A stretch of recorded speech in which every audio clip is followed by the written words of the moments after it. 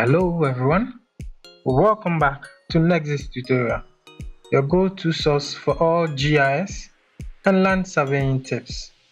Today, I will be showing you how to generate profiles using the 3D survey photogrammetric software. Profiles are essential for understanding elevation changes in topographic and engineering surveys in general. Hence, I'll be guiding you through the profile creation process step by step. So let's dive in.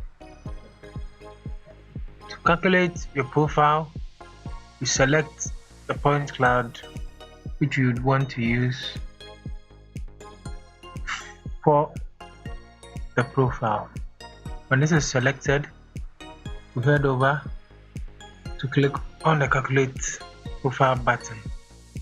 We set our profile distances and approximate settings. We go on ahead to check calculate transverse profiles, and then we set the distances between the transverse profiles and the length at which the profiles is to be calculated. So here I set mine as 15 for the intervals and 5 meters for the width. So I go on ahead to select my profile line. I left click on the start point and then left click on the end point. I right click to activate the command. I head over to my profile tab, and then here I have the full extent of the profile I selected and the various segments based on the distances I entered to create the segmentation. So here is a confirmation of the various segments at 15-meter interval. So mind you, when you have a longer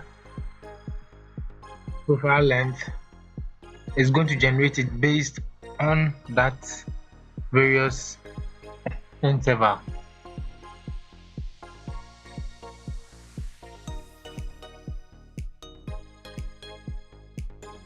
This is a more comprehensive preview of the created profile.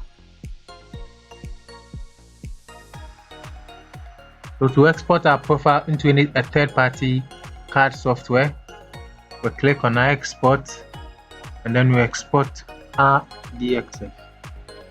We name our profile and then we click on save. Our profile is exported into our DXF format, which is able to open in third-party CAD software. So you can go on ahead to preview our file and our AutoCAD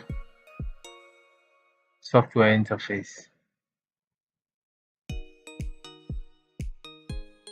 To resume extent to preview our profile that was created in our 3D survey software. And that's all, guys. Our profile has been generated and exported. Generating profiles in 3D survey is quick and straightforward. If you found this tutorial helpful, give it a thumbs up and don't forget to like, subscribe and share for more GIS and land surveying tips. If you've got questions, drop them in the comments below and I'll be happy to help. See you in the next video. It's bye bye for now.